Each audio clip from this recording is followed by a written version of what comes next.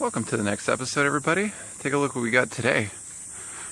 You remember this from an earlier episode. I forgot which one it was, but we were actually removing the motor. What we're going to be doing today is actually reinstalling it. You can see I got some motor oil. Best time to add motor oil is right now because it's perfectly level. Check your dipstick, make sure everything looks good before you install it. Just makes things a little bit easier. Got a new oil filter on in here. Checked on all the belts. It looked pretty decent. Look for dry rotting and things like that while you're here. Nothing crazy. Got a little bit of rust, but took most of that off. And also inspected the front main seal. I have no signs of leakage there. You may have seen the oil pan gasket was replaced. We also had a lot of surface rust on the starter because the marine coating that came from Volvo had actually fallen off, so I went ahead and recoated that. We got all of our miscellaneous cables connected. Everything is routed. Check all your spark plug cables and whatnot. I did pull a few spark plugs out to make sure we didn't have any issues with spark plugs. I did see a little bit of oil leakage right here, but it turns out that's from a seal that was bad in this PCV valve, so that was quickly fixed, easy enough. And then I ran a camera into the cylinder to make sure I didn't see anything crazy. So that one actually turned out. So it wouldn't hurt to pull out a spark plug just to make sure, or if you're into it, you could actually pull out all 8 of them. Probably easier to do it now. The other thing we talked about in our prior episodes is making sure the various bolts around here are torqued up. This one doesn't necessarily need to be torqued because this is where your grounds go. The one behind it, you can definitely torque that one up. You want to do some inspections on your power steering lines as well, and they should all be in good shape. You see I got a little bit of corrosion on this exhaust manifold. I do have a replacement, and I'm going to go ahead and install that once it's in the boat, just because it's a little bit easier. Alright, so that is pretty much it. I put a new fuel filter water separator on it as well. Some people like the Volvo brand, some people like Sierra. This one does 25 microns. I think Volvo does 10, so that's something to consider. As far as your power steering is concerned, don't add anything to it because it's just going to drip all the way out, so leave that one alone. Okay, so otherwise your mounts right here, you want to make sure these are nice and clean. Everything should be pretty well tightened up. If you have any spots in here that look like the paint has fallen off, now is a good time to get in there and wire brush it and put some paint on it, because you won't have the ability, once it's in the motor, to really get your spray can in there. Maybe some paint if you would, but yeah, everything looks good. I got the prior owners here put some silicone in there. Yeah, but everything's all cleaned up now. Alright, so I'm going to say this thing is ready to install back in. One thing to keep in mind, we'll talk about it again. I said it in a prior video. You'll see here how it's squared out here. There is a nut that's actually in the stern motor mounts on the transom plate that needs to fit perfectly in there, and this has to sit down because in theory you can tighten this down and totally forget that this is not aligned properly. And what that does, with approximately 1/4 of an inch, will tilt your whole entire motor 1/4 of an inch, maybe both ways. So if you seat it in perfectly and your transom mount is level, this will be that much better. Also, double checking your splines, make sure you put a little bit of grease in there. If you see anything weird, now's your time to clean it up. I also have a video on the engine coupler if you're curious. Just hit me a comment in the comments field and I'll talk about the engine coupler and what that's used for. Alright, so otherwise I think we are ready to rock and roll. Let's go ahead and back the truck up and let's get this thing ready to drop in the boat here. One thing to mention before we set everything in place here, you'll see we've got our engine stands in place. Everything's coated with bilge paint. If you have a bilge pump in there you want to install, probably now is a good time to do it because there's limited clearance with the oil pan at the bottom. Your power steering should get installed now. It doesn't necessarily have to, but if you're smart, you'll definitely do it now. Exhaust manifolds, those are required. The trim tilt pump is currently, the bracket that mounts against the transom is currently being coated in marine grade epoxy, so that one's drying. I'll install that after the motor. The battery box for the startup procedure, just for your battery in general, that box is going to go in afterwards. This way I make sure I have the length set up right. Otherwise you could just technically, boom, set it right there. And we'll talk about putting the battery box in as well. All right, so that's pretty much it. I'm going to go ahead and back this thing up, and we're going to go ahead and set this thing in place here. So stay tuned while we knock this part of the project out. Okay, so you can see here that I have it probably a little bit too far forward, but that's fine. What we're gonna do, because you want to jack it up pretty high to clear the back of the boat. So what we're gonna do now is we're gonna go ahead and lower this thing, get it into place, and then we'll drive it forward, making the little minor subtle changes.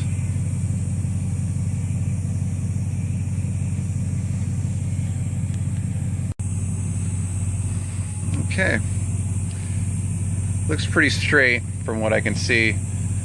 If you like, just to double check everything while it's securely in place here, you can kind of turn it. It's a little too high right now to see for sure, and the motor naturally wants to go to one side. So what we're going to go ahead and do very carefully is start lowering this thing down.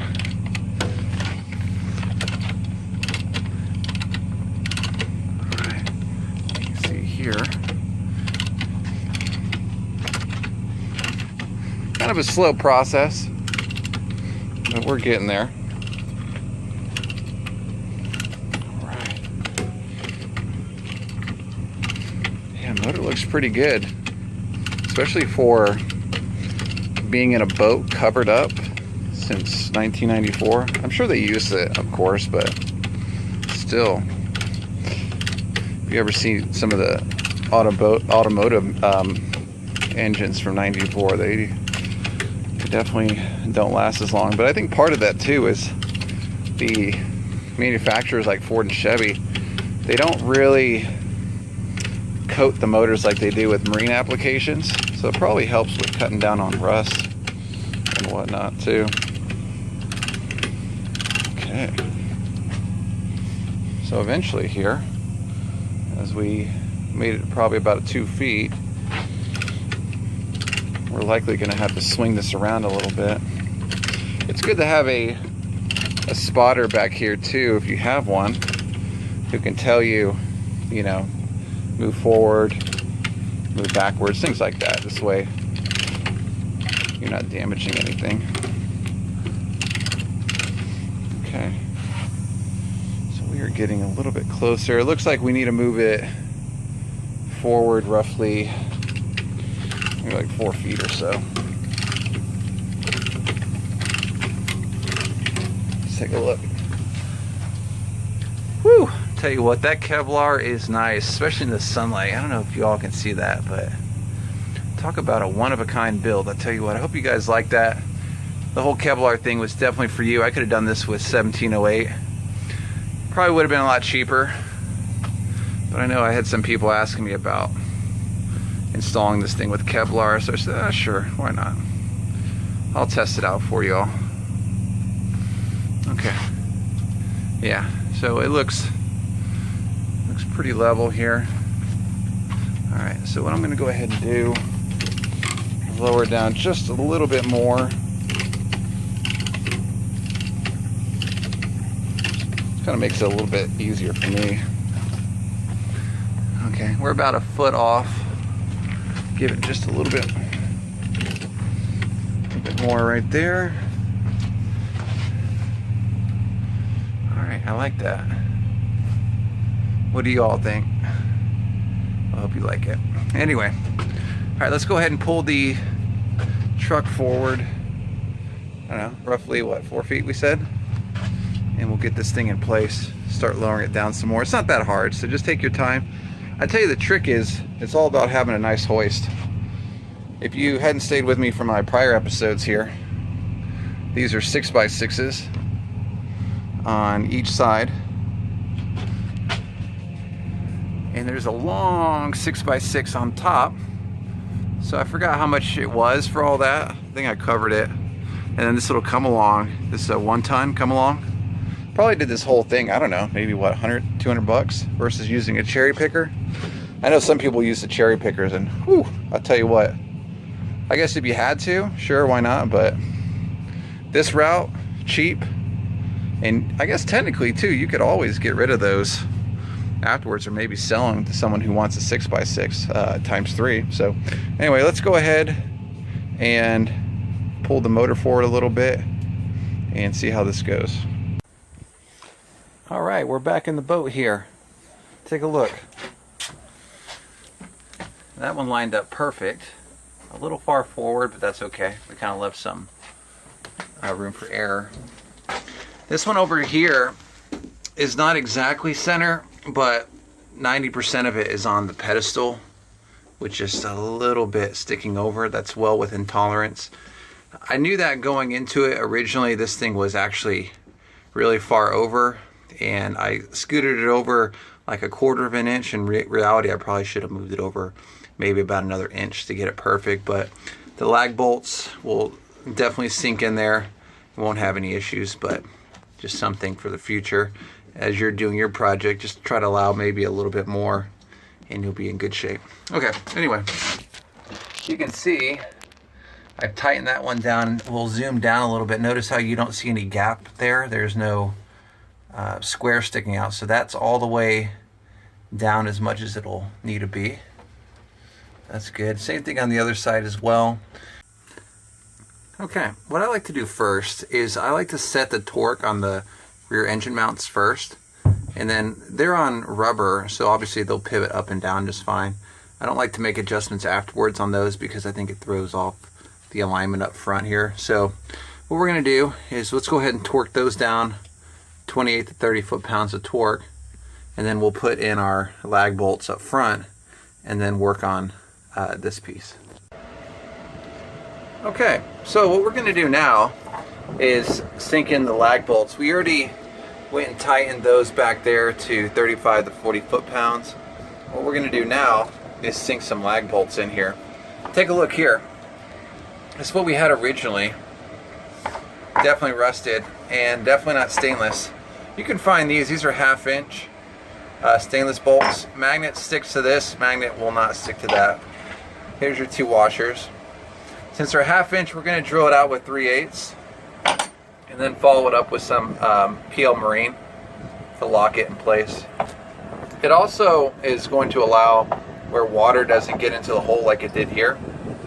I'd like to say we're going to be able to get this in without any kind of angle, but it's going to be highly unlikely. So anyway, let's go ahead and start drilling those out, and we'll probably put them in at like a little bit of a slight angle, not whatever we can as a bare minimum with the drill, and we'll be that much closer to getting this thing lined up here. Alright, that's our last one here. Let's go ahead and put some the PL Marine in there.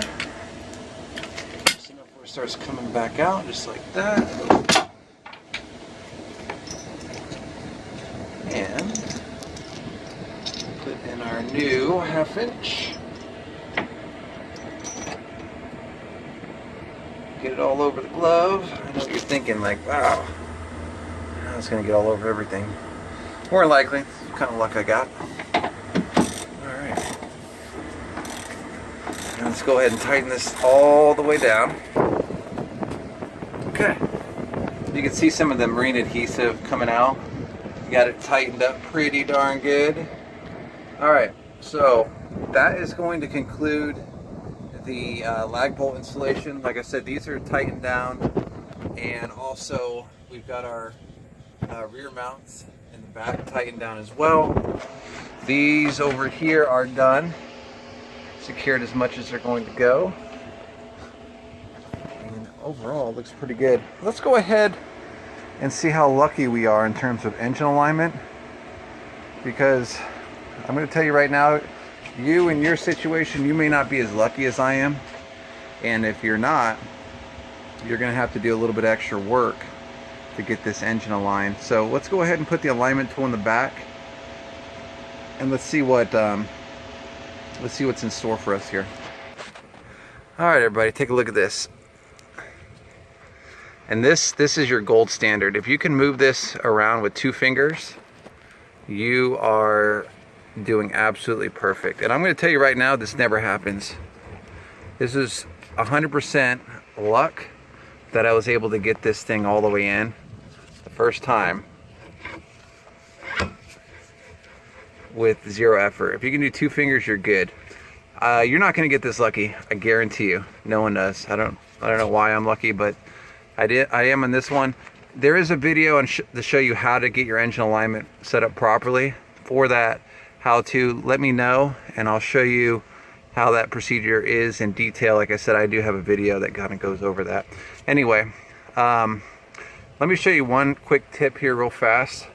Is you take your tape measure, and I'm only using one hand here, so it's kind of difficult that I'm using one hand. And let's see here, we need to be at 15 in or around. I noticed with the Volvo Penta, it doesn't go in exactly 15. The OMC kind of goes around 15. So this is good. You can actually feel it. It actually hits, and then it has that feel like it's in the engine coupler, and it kind of bounces back at you a little bit. But yeah, this is it. That's perfect. So anyway, let's jump back in the boat. All right. So everything is looking absolutely great at this point. All right, everything turned out pretty darn good here. So I think that's going to do it for this. This is your engine installation video and torque. If you do have to raise or lower it, you're going to need a 5/16 wrench up here to lower this and raise it, depending on what you're going to need. Like I said, I have a video that shows how to do this, and I don't know how or why I got so lucky, but I did. And on those other videos, just leave some comments in the comments field if you have questions on how to do the alignment, and it involves these bolts up here. So anyway, as always, subscribe. If you're not a subscriber already, hit that like button, and we will catch you on the next episode.